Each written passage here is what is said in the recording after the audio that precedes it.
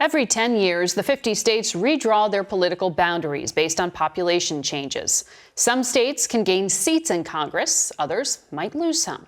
The process is almost always messy as state parties try to secure an edge for the decade to come.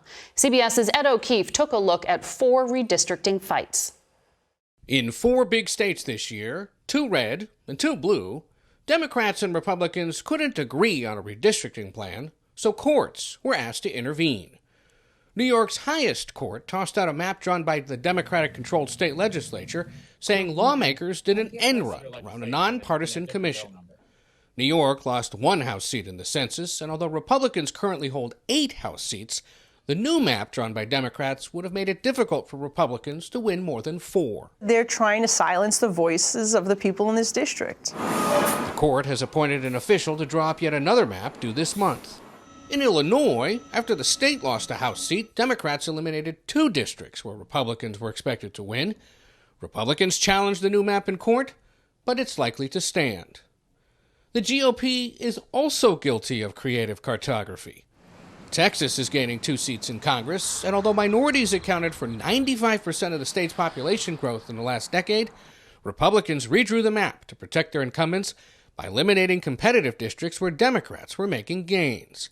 The Justice Department and civil rights groups sued. Texas's redistricting plans will dilute the increased minority voting strength that should have developed from these significant demographic shifts. And in Florida, which also gained a House seat, Republican Governor Ron DeSantis insisted state lawmakers draw a map that eliminated a historically black congressional district, stretching from Jacksonville to Tallahassee, potentially giving Republicans 4 more seats. We are not going to have a 200-mile gerrymander that divvies up people based on the color of their skin. That is wrong. Democrats have filed suit, but they're running out of time before November's elections. The black population in Florida that lives north of the I-4 corridor, their voices will be diluted.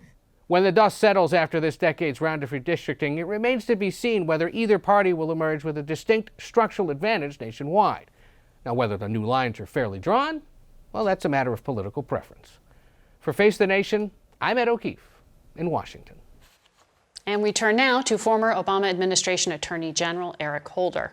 He started a group in 2016, the National Democratic Redistricting Committee, to help the party redraw congressional lines, and he has a new book out called, quote, Our Unfinished March. Good morning to you. Morning. Glad to have you here. In the book, you write both parties have embraced gerrymandering when they were in control of state governments, but you say Democrats were caught asleep at the wheel when Republicans started investing 12 years ago in some of these local races.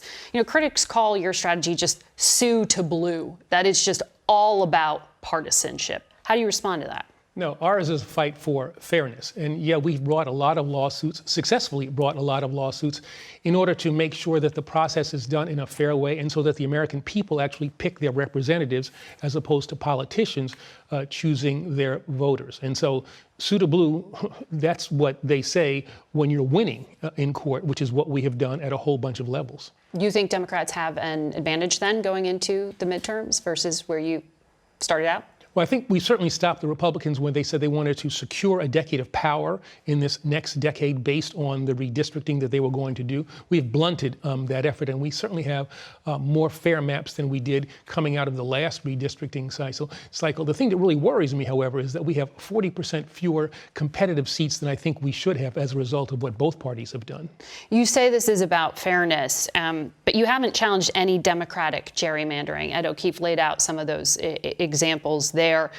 Both of the maps passed by Democrats were thrown out by courts in Maryland and in New York. Do you have a problem with what happened there? I indicated my opposition to what had happened, what the legislature did in Maryland. I agreed with the judge, what she did there. And in New York, what I've said is that those are not the maps that I would have drawn in New York. My guess is that after the courts look at what happened in New York, you will see maps that are different, but not fundamentally different. I think you can't compare, however, what happened in New York and Maryland to what is going on in Texas, Georgia, potentially Florida, Wisconsin, where Republicans have really gone to town in terms of gerrymandering. Fundamentally different from what Democrats have done. How so? They are, if you look at Texas, which is getting 2 additional seats strictly as a result of the increase in the Hispanic population, they have not increased the power of Hispanics in Texas at all. In fact, they have created more majority white districts in Texas. The map that you see in New York reflects really a population shift, a hollowing out of the rural areas in New York, as well as an increase in the urban areas in New York. So there's a Census Bureau basis for what's happening in New York that does not exist in the Republican states. You heard there what is happening in Florida and what Governor Ron DeSantis describes. He says that what he is doing with redrawing is race neutral. I know you strongly disagree. Are you saying the gerrymandering there is rooted in racism? It's certainly race conscious. What he is doing there by doing away with a traditionally black seat is certainly a factor. Race is a factor there. But you think it's to intentionally disenfranchise? That's certainly a component of, I think, their thinking. They're going after Democrats, and the fact that the Democrats that they're going after happen to be black, I don't think is necessarily a coincidence. The suit that we won in Alabama was where we said that you should have additional representation for the black inhabitants of Alabama. Those districts were certainly drawn with the thought that they would disenfranchise African Americans in Alabama. I want to ask you about Alabama because, as I understand it, the Supreme Court has tried not to directly get involved in what they deem political gerrymandering, but they have signaled a willingness to hear cases that involve issues of race. There are still elections scheduled in November in the state of Alabama, even though the court will hear this case. Do you think that the maps being redrawn in Alabama will ultimately be deemed to be illegal and therefore the election should be invalid? Well, it's an interesting. Is that what you're saying? No, it's an interesting thing. They're going to have an election in November based on maps that judges, including 2 Trump judges, said were inappropriately, unconstitutionally drawn. Supreme Court said too close to the election, and so we're going to allow the election to go ahead on those maps that were found to be defective. Now, what the Supreme Court will ultimately do with Section 2 of the Voting Rights Act, which was the basis for the lawsuit in Alabama, will remain to be seen. But this is one of the things I talk about in my book, this notion of us getting to some structural changes. We need to ban partisan gerrymandering. We need to look at the structures of our democracy if we're going to try to save it. Well, you have a lot of different recommendations in the book, but I mean, it's a long to-do list. And the problem that you sketch out here, you say the entire democratic system essentially is broken, as I understand it. Unrepresentative Senate, unnecessary anti-democratic electoral college, gerrymandered House of Representatives, panoply of state legislatures, and a stolen Supreme Court, Supreme Court. You say every person having an equal say in our democracy, one person run, one vote, is far from a reality. Yeah, I think You're that's saying true. the entire system is broken. So if Republicans win control of Congress in November, is that election, does it not have integrity? Do you not accept the outcome of it? No, I think your premise goes a little far. I wouldn't say that everything is broken, but I was reading from your book there. No, what I'm saying, I would say is there's a substantial amount of our structure that needs to be repaired, that needs to be examined. And I think what I've tried to point out in the book is that we have faced these issues before, and that we've had heroes and heroines in our history that have faced similar kinds of issues, and through sacrifice, commitment, they have made a difference. And we have the capacity, I think, to make these kinds of changes, banning partisan gerrymandering. If you look at the Supreme Court, where you have 2 seats, one stolen from the Democrats that Merrick Garland should have now.